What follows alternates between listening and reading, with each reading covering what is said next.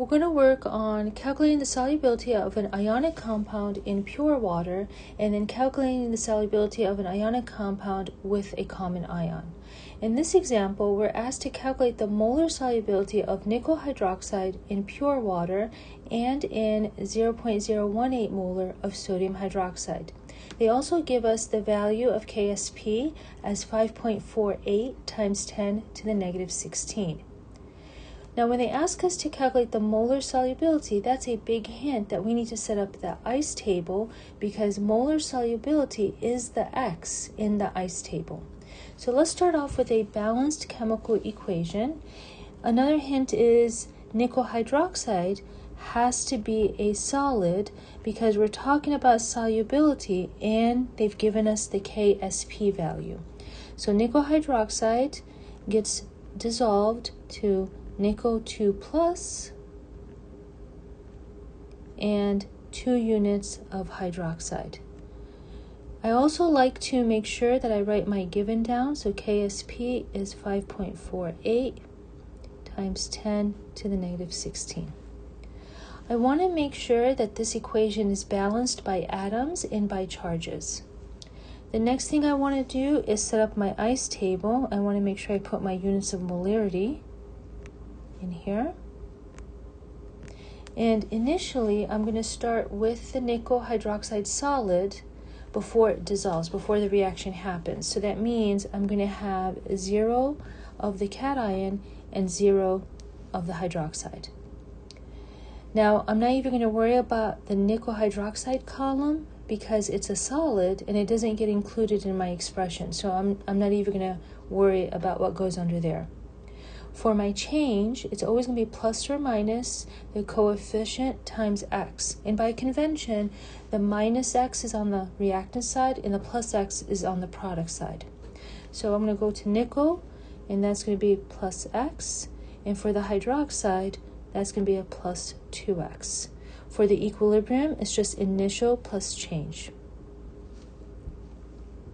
The next thing I want to do is set up my KSP expression, which is going to equal to the concentration of nickel times the concentration of hydroxide raised to the power of 2.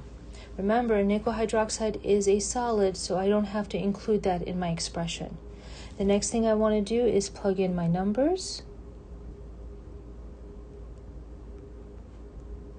And don't forget to square your 2x. I'm going to clean this up.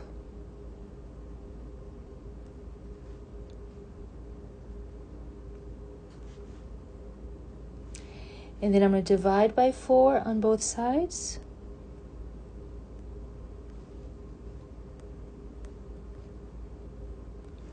And then I'm going to take the cube root of both sides. So this is going to give me x equals 5.16 times 10 to the negative 6 molar.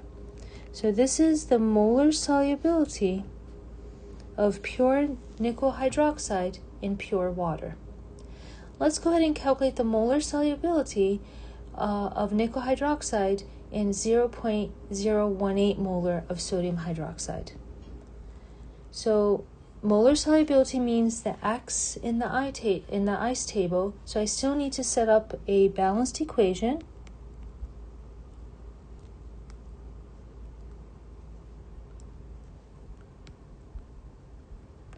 And I still like to write down my given information.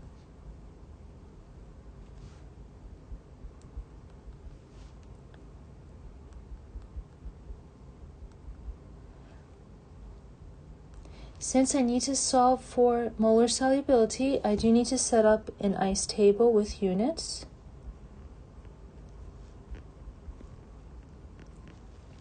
And this time, the nickel hydroxide is in a solution of sodium hydroxide.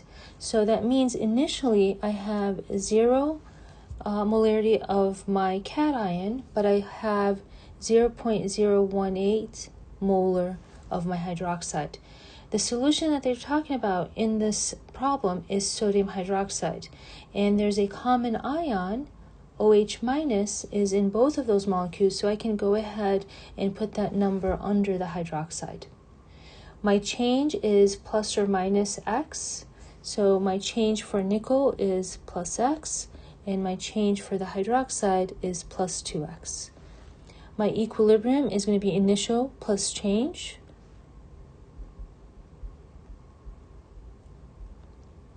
All right, so I've got my ice table. I'm going to try to make this math just a little bit easier on myself. So I'm going to go ahead and assume that the 2x is very small and I can ignore it. Now, if I ignore it, I have to do the 5% check.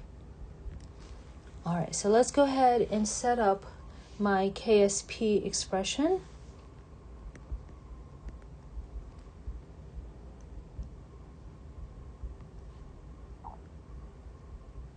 And I'm going to put in the numbers I do know.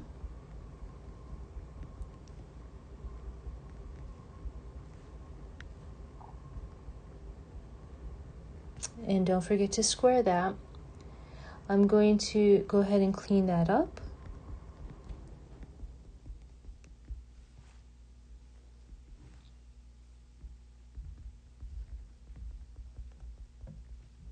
And then divide by 3.24 times 10 to the negative 4 on both sides.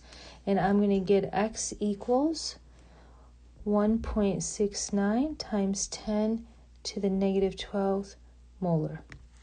But before I can call that a final answer, I'm going to have to do my 5% check.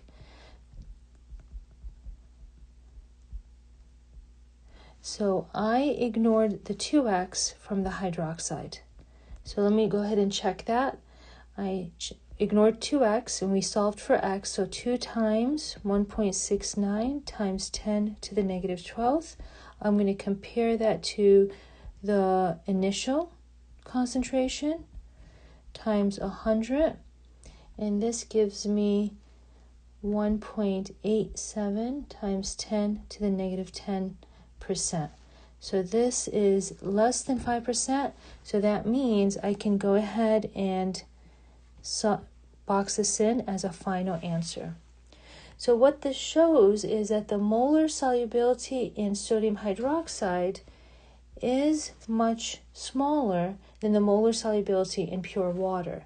So that means when you add hydroxide to the solution, the reaction is going to go to the left and make more of that solid. Good luck and keep practicing.